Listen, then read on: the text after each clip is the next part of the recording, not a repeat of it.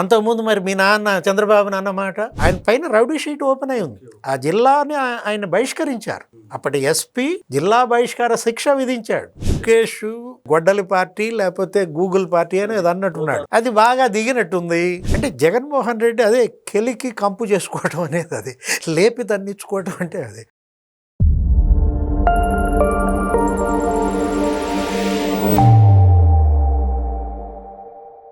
నమస్తే, welcome to think Andhra. మనతో పాటు ఉన్నారు రాజకీయ విశ్లేషకులు, సీనియర్ జర్నలిస్ట్ డివి శ్రీనివాస్ గారు. నమస్కారం సార్. సార్, తాజాగా జగన్మోహన్ రెడ్డి గారు నిర్వహించిన ప్రెస్ మీట్లో కీలక విషయాలు ఆయన మాట్లాడారు. అందులో ప్రధానంగా నేను అడగబోయే క్వశ్చన్ ఏంటంటే, వాళ్ళ తాతగారిని ఎవరు చంపారు, వాళ్ళ నాన్నగారిని ఎవరు చంపారు, అలాగే వాళ్ళ బాబాయిని ఎవరు చంపారు, నేను బాధితుణ్ణి, ఇలాగా కోల్పోయకుండా మంచివాని కాబట్టే వాళ్ళు ఇంకా బ్రతికున్నారు అనే స్టేట్మెంట్ కూడా ఆయన ఇచ్చారు. నిజంగా వాళ్ళ బాబాయ్ గారిని ఎవరు చంపారనేది అందరికీ తెలిసిందే. మరి ఎందుకని ఆయన సింపతి డ్రామా ఆడుతున్నారు? కీలకంగా చంద్రబాబు నాయుడు గారి మీద ఆరోపిస్తూ ముఖ్యమంత్రిగా ఆయన వాళ్ళ నాన్నగారు ముఖ్యమంత్రిగా ఉన్నారు చనిపోయేటప్పుడు. అసెంబ్లీలో 1 or 2 days ముందు నీ అంత చూస్తానని వార్నింగ్ ఇచ్చారు. 1-2 రోజుల్లోనే మా నాన్నగారు ప్రాణాలు కోల్పోయారు అని అంటూ ఒక రకంగా బాధితుడిగా సింపతి డ్రామా ఆయన ఆడుతున్నట్టుగా అర్థమవుతుంది. ఈ వ్యాఖ్యలను మీరు ఏ విధంగా చూస్తారు? కెలికి కంపు చేసుకోవటం జగన్కి తెలిసినట్టుగా ఎవరికి తెలియదు. లేపి దన్నించుకోవటంలో అతను మించినాడు లేడా? అంటే ఇప్పుడు ఈరోజు అన్ని పత్రికల్లో ప్రముఖంగా నేను మంచోడిని అని జగన్, అవును, కరుడుగట్టిన కర్కోటకుడు జగన్ అని పేర్ల Parthasarathi Reddy side by side మరి వాళ్ళ ఇచ్చాయి. ఇప్పుడు జగన్మోహన్ రెడ్డి ఏమంటాడు, నేను మంచోడిని కాబట్టే మా తాతను చంపిన వాళ్ళు ఇంకా బతుకున్నారు, నేను గనక చెడ్డోడిని అయితే వాళ్ళు బతుకుండేవాళ్ళ అని జగన్మోహన్ రెడ్డి కామెంట్స్. దానికి పేర్ల పార్థసారథి రెడ్డి ఏమని చెప్పాడు, నన్ను నరికి చంపాలని చూశారు, 26 కత్తిపోట్లు, నేను చచ్చిపోయాను అనుకుని వదిలేసి వెళ్ళిపోయారు, మా వాళ్ళు మీ తాతను చంపారు, మీ తాతను చంపిన కేసులో మళ్ళా నన్ను 19వ నిందితుడిగా పెట్టారు, అంటే 11 మందికి యావజ్జీవ శిక్ష పడింది సుప్రీంకోర్టు. అసలు మీ నాన్న పెరోల్ మీద మమ్మల్ని బయటకు రానియకుండా 6 ఏళ్ళు జైల్లో పెట్టించాడు ముఖ్యమంత్రిగా రాజశేఖర్ రెడ్డి, మా ఆస్తులన్నీ ధ్వంసం చేశాడు, నా మైనింగ్ లైసెన్సులు రద్దు చేశాడు, నువ్వు కాదు బాధితుడివి నేను బాధితుడిని అని వాళ్ళ పేర్ల పార్థసారథి రెడ్డి, పేర్ల కుటుంబం, ఆయన అసలు ఒక పెద్ద లిస్టు చదివాడు. అంటే జగన్మోహన్ రెడ్డి అదే కెలికి కంపు చేసుకోవటం అనేది, అది లేపి తన్నించుకోవటం అంటే అది. ఇప్పుడు ఇవాళ జగన్మోహన్ రెడ్డి రక్త చరిత్ర అనేది అందరికీ తెలుసు. ఇకేదో చిన్నపిల్లలకి ఏమైనా తెలియదేమో, ఆ జంజీ గ్రూపు, ఇప్పుడు అజెంజెడ్ ఎవరు వాళ్ళు, ఆ కొత్తగా రేపొద్దున ఓటర్లుగా రాబోయేటటువంటి జనరేషన్ వాళ్ళకు కూడా జగన్మోహన్ రెడ్డి యొక్క రక్త చరిత్రను అతనే పరిచయం చేసుకుంటున్నాడా? ఈ చర్చ అతను ఇప్పుడు అవసరమా? అది ఎందుకు ప్రస్తావించినట్టు అంటారు? అదే ఏది మేము బాధితులు అంటే సరే, వాళ్ళ ముగ్గురిని తీసేయి, వాళ్ళ ముగ్గురు పైకి వెళ్ళిపోయారు. ఎవరు? రాజారెడ్డి లేడు, రాజశేఖర రెడ్డి లేడు, మీ చిన్నాన్న గారు అనే పదం కూడా తెలిచాడు. మరి చిన్నాన్న గారి మీద నీకు అంత గౌరవం ఉంటే ఆయన ఒక ల్యాండ్ బ్రోకర్గా, ఇది ఆయన వివాహేతర సంబంధాల గురించి నీ పత్రికలోనే బ్యానర్ రైటర్ చాలా దారుణంగా రాశారు ఆ క్యారెక్టర్ని అసాసినేషన్ చేస్తూ. ఇప్పుడేమో చిన్నాన్న గారు అంటే వాళ్ళ ముగ్గురు లేరు, ఇవాళ బతుకున్న వాళ్ళు ముగ్గురు, మీ కుటుంబంలోనే బతుకున్న ముగ్గురు నీ బాధితులు కాదా? 100%. విజయమ్మ నీ తల్లి నీ బాధితురాలు, షర్మిల నీ చెల్లి నీ బాధితురాలు, మరో చెల్లి ఎవరు? సునీత నీ బాధితురాలు. అతను నిన్న ఇంకో వాళ్ళు ఆ పాయింట్ కూడా తీశాడు. ఏమని? నిన్న అతను ప్రెస్ మీట్లో మాట్లాడుతూ మా చిన్నాన్నగారిని చంపినాడు దస్తగిరి, వాళ్ళ పోలీసు ఎస్కార్టుతో కారులో దర్జాగా తిరుగుతున్నాడు. ఖరీదైన లాయరు బాబు గారి లాయర్ అటువంటి సిద్ధార్థ లోద్రా కూడా పెట్టారు అతనికి. చంద్రబాబు లాయరు సిద్ధార్థ లోద్రా, దస్తగిరి లాయరు సిద్ధార్థ లోద్రా అనేదో మళ్ళా ఫిట్టింగ్ పెట్టాడు. వీళ్ళిద్దరికే కాదు సిద్ధార్థ లోద్రా, నీ చెల్లికి కూడా ఆయనే. ఎవరు? సునీతకు కూడా లాయరు సిద్ధార్థ లోద్రా. అంటే నీ బాధితులందరికీ లోద్రా ఊరికే వాదిస్తున్నాడేమో. ఇవాళ జగన్ బాధితులందరికీ లాయర్గా సిద్ధార్థ లోద్రా. అంటే ఇతను ఏంటంటే తెలివిగా దస్తగిరికి చంద్రబాబుకి లాయర్ సిద్ధార్థ లోద్రా అనడం ద్వారా మరి సునీతను ఎందుకు వదిలేసావు? అక్కడ వర్కౌట్ అవుతుంది కదా సార్. జనం పిచ్చోళ్ళ, జనానికి తెలియదా అనే భ్రమపడుతున్నాడు ఆయన. అతను మాట్లాడుతూ అదే నేను అన్నది, అదే ఏది ఈ చర్చను అతను తీసుకురావడం ద్వారా వరుస పెట్టి ఏంటి ఇప్పుడు లిస్టు మొత్తం చదివించాడు. ఏమని? సతీష్ రెడ్డి ఎవరో దాకెందుకు, ఇవాళ వైఎస్ఆర్ కాంగ్రెస్ పార్టీ ప్రధాన కార్యదర్శి, అసలు ప్రెస్ మీట్లు దంచి కొడతా ఉంటాడు. ఇప్పుడు జగన్ తరపున అతనే వత్తాసు. ఆ సతీష్ రెడ్డిని చంపడానికి ఆ రోజు చూశారని, అతను ఏదో వెంట్రుక వాసిలో తప్పించుకున్నాడని ఎవరు బయట పెట్టింది? పార్థసారథి రెడ్డి. అవును. అసలు ఎక్కడో దాకెందుకు తులసిరెడ్డిని లేకపోతే సి రామచంద్రయ్యని వాళ్ళిద్దరిని కూడా మర్డర్ కేసుల్లో ఇరికిచ్చారని ఆ రోజు సి రామచంద్రయ్య ఎంపీగా కంటెస్ట్ చేసినప్పుడు అంటే తులసిరెడ్డి మీద రామచంద్రయ్య మీద కూడా వీళ్ళు హత్య కేసులు పెట్టారంటే ఎంత దారుణం చూడండి. అంటే ఆఫ్ కోర్స్ మీరేమంటే ఆ చంద్రబాబు మీద పెట్టారు కదండి, లోకేష్ మీద కూడా పెట్టారు కదా, వాళ్ళ మీద పెట్టేది ఏముందంటారా? అంటే ఇప్పుడు వరుస పెట్టి పార్థసారథి రెడ్డి ఆ లిస్ట్ కనుక చదివితే ఇప్పుడు మనకి విలేకర్ నారాయణ చంపింది ఎవరు అడుగుతున్నాడు పార్థసారథి రెడ్డి. జగన్మోహన్ రెడ్డి సమాధానం చెప్పాలా? లేకపోతే పెదకుడాల కృష్ణారెడ్డి చంపింది ఎవరు? రఘురామరెడ్డిని చంపింది ఎవరు? నెక్స్ట్ వెంకట నరసయ్య, ఆయన అసలు అందరికీ తెలిసిందే, ఏది ఆ ముగ్గురాయి ఆ మైనింగ్ యజమాని బీసీ పద్మశాలి. ఆ వెంకట నరసయ్యని వీళ్ళ తాత రాజారెడ్డి ఆ మైనింగ్ మీద కన్నేసి ఆ గనుల మీద అతని దగ్గర గుమాస్తాగా ఉండి ఆయన్నే నరికి చంపారు.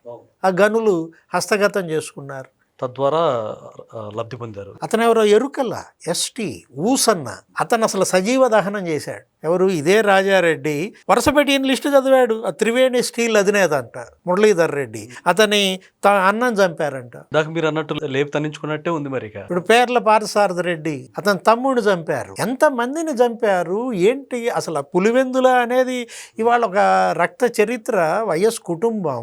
అతను ఏమంటాడు, మేము బాధితులమని ముసలి కన్నీరు అనాలా? అంటే ప్రజలు నిజంగానే పిచ్చోలు అనుకుంటున్నాడా, లేకపోతే విచక్షణ లేకుండా వాళ్ళు నేను చెప్పింది బ్లైండ్గా నమ్ముతారులే అని భ్రమపడుతున్నారంటారా? అతను ఒక మాట అన్నాడు పార్థసారథి రెడ్డి, 1000 గొడ్లని తిన్న రాబందు శాంతి వచనాలు చెప్తున్నట్టు. గాంధీ మహాత్ముడు అయిపోయాడు జగన్మోహన్ రెడ్డి. నిన్న అసలైతే లోకేష్ కడప వెళ్ళినట్టున్నాడు. లోకేష్ కడపలో కార్యకర్తల భేటీలో మాట్లాడుతూ భాస్కర్ అవార్డు అన్నాడేంటి, నాకు అర్థం కాల. అంటే ఆస్కార్కి బదులుగా భాస్కర్ అనేది కొంచెం కమెడియన్కి బ్రహ్మానందం ఏదో సినిమాలో అదే ఏది భాస్కర్ అవార్డు, బ్రహ్మానందానికి ఇచ్చే అవార్డు అది. అంటే ఇప్పుడు అతని నటన ఏది ఏ స్థాయిలో అతను జీవిస్తాడంటూ ఇవాళ జగన్మోహన్ రెడ్డి. ఇప్పుడు మనం నీ తల్లి నీ బాధితురాలు, నీ చెల్లెళ్ళు నీ బాధితురాలు అయితే ఇంకా నువ్వేంటి బాధితుడివి? ఇంకో విషయం చెప్పనా, అతన్ని 5 ఏళ్ళు ముఖ్యమంత్రిగా చేసిన పాపానికి వాళ్ళ తల్లి చెల్లెళ్ళు బాధితులయ్యారు. ఇంకోసారి కనుక ఈ జనం ఆంధ్రప్రదేశ్ ప్రజలు కనుక జగన్ని సీఎం చేశారనుకో, ఈసారి బాధితులు ఎవరవుతారో చెప్పనా? భారతి మేడం, హర్ష, వర్ష, భార్య బిడ్డలు, అంతే కదా. ఇప్పుడు ఎందుకంటే మొన్నేమో తల్లి చెల్లెళ్ళు బాధితులుగా ఆ రోజు 1.0 జగన్మోహన్ రెడ్డి, ఇప్పుడు జగన్ 2.0 గనక దరిద్రానికి దాపురిస్తే బాధితులు అయ్యేది ఎవరో తెలుసా? జనం తీసి పక్కన పెట్టు, తెలుగుదేశం జనసేన బీజేపీ అవి పక్కన పెట్టు, అవేటూ బాధితులే.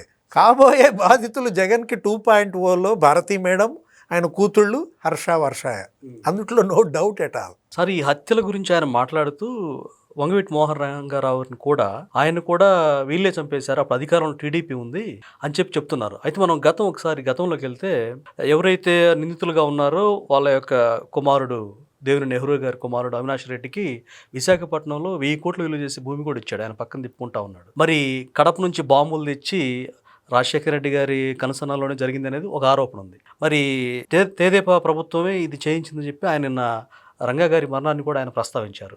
దానికేమంటారు? ఇప్పుడు దానికి కూడా పార్థసారథి రెడ్డి చెప్పాడు, అనేక మంది కాపు సంఘం నాయకులు కూడా చెప్పారు. గతంలో ఏంటి, కడప నుంచి వచ్చారు, అయ్యప్ప స్వాముల ముసుగులో వచ్చారు, వాళ్ళు బాంబులు వేశారు. ఇప్పుడు ఎక్కడ ఆ రోజు రాజశేఖర రెడ్డికి కాంగ్రెస్ పార్టీలో సీఎం అభ్యర్థిగా పోటీకి వస్తాడో మోహన్ రంగా ఆ రోజు ఏంటి ఒక మాస్ లీడర్. అవును, అతనేంటి బీసీ, ఎస్సీ, ఎస్టీ మొత్తం వీకర్ సెక్షన్ అంతా అతను వెన్ను దన్నుగా నిలబడిన పరిస్థితుల్లో అటు కాపు కులం, ఇటు వీకర్ సెక్షన్, కాంగ్రెస్ పార్టీలో ఇతనే నాకు మరి ఇక సీఎం పోటీ అభ్యర్థి అనేటటువంటి కుట్రతో రాజశేఖర రెడ్డే మోహన్ రంగాన్ని చంపించాడని అక్కడ విజయవాడలో అనేక మంది చెప్తారు, చాలా మంది ఆరోపిస్తూ ఉంటారు. ఎందుకంటే అక్కడ బాంబులు ఉన్నాయి. అక్కడ బెజవాడలో అంతకుముందు ఏం బాంబులు కల్చర్ లేదు. బెజవాడ అనేది రౌడీ వాడే, దాన్ని ఏమంటాం బ్లేజ్ వాడా లేకపోతే రౌడీలు. అక్కడ రౌడీయిజం మాత్రం చేసేవాళ్లే తప్ప ఫ్యాక్షనిజం లేదు.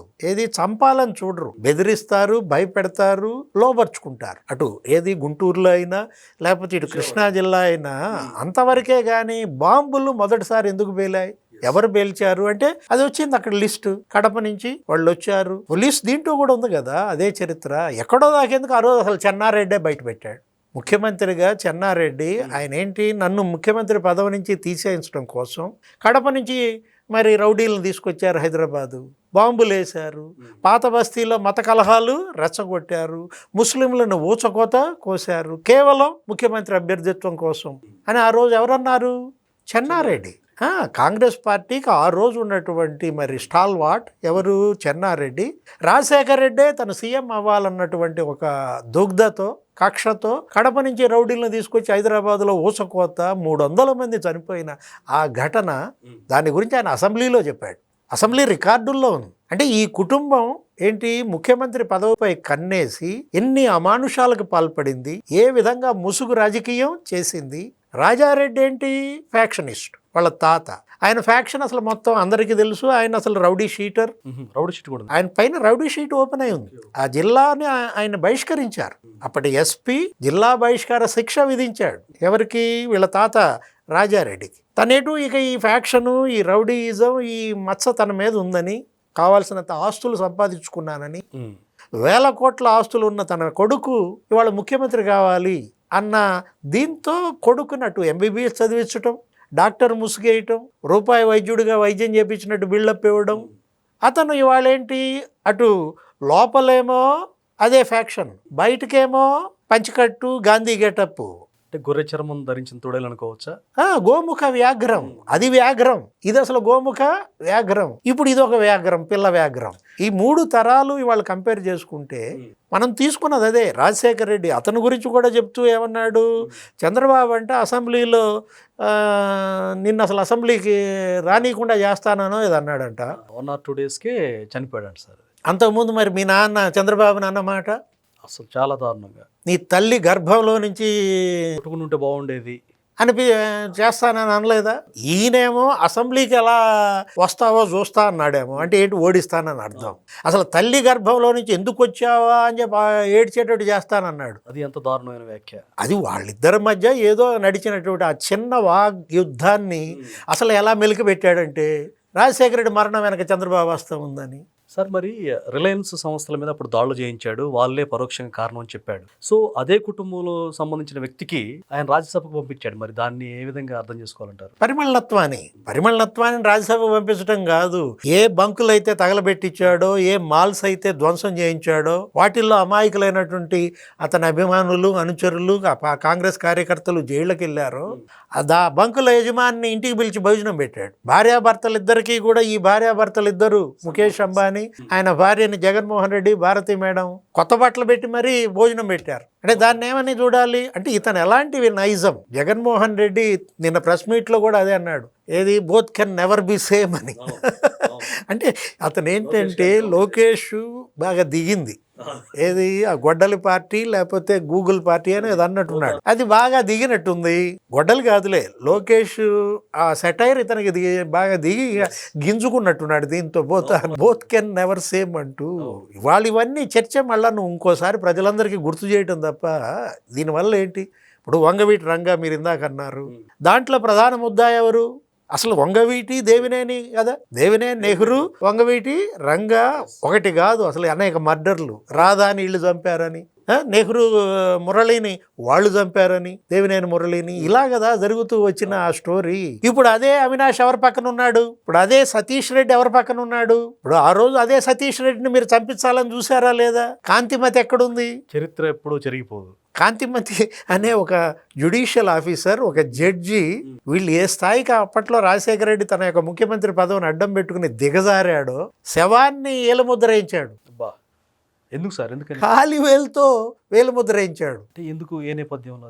అది సతీష్ రెడ్డిని ఇరికించడం కోసం. అప్పుడు ఆ మర్డర్ కేసుల్లో చచ్చిపోయిన శవంతో వేలుముద్ర వేయించిన ఆయన చూసావా? అసలు ఇది సినిమాని తలదన్నే విధంగా ఉంది. ఇదేగా అసలు సినిమా అంటే, ఇదే జగన్దే సినిమా, రాజారెడ్డిదే సినిమా, ఇవాళ రాజశేఖర రెడ్డిదే సినిమా. ఇప్పుడు ఇవాళ ఎన్ని ఎపిసోడ్లు తీయాలి? ఇది ఒక సీక్వెల్. మంచి సచ్చీలుణ్ణి, మంచివాడిని అని ప్రజలకి ఆయన కాదు కదా చెప్పాల్సింది, ప్రజలు కదా విశ్వసించాల్సింది. ఆయన ఎందుకు నేను మంచి ఉన్నాను చెప్పుకునే ప్రయత్నం చేస్తున్నారు? తులసి వనంలో గంజాయి మొక్క అనబోయి గంజాయి వనంలో తులసి మొక్క అన్నాడా? నా నైజం ఏంటో, నా మనస్తత్వం ఏంటో ప్రజలకు తెలుసు అన్నాడంటే. సార్, దీన్ని ప్రజలు ఎలా రిసీవ్ చేసుకుంటారంటారు? ఇప్పుడు జగన్ నిన్న ప్రెస్ మీట్ని ప్రజలకి ఏ విధమైనటువంటి సంకేతం వెళ్ళింది, వాళ్ళు ఎలా రిసీవ్ చేసుకుంటారు? ఏముంది, ఇక భాస్కర్ అవార్డు ఇస్తారు. లోకేష్ అన్నట్టుగా ఇక భాస్కర్ అవార్డు గ్రహీత జగన్మోహన్ రెడ్డికి శాల్వా కప్పుతారా, మెమెంటో ఇచ్చి సత్కరిస్తారా? Thank you sir. నమస్తే.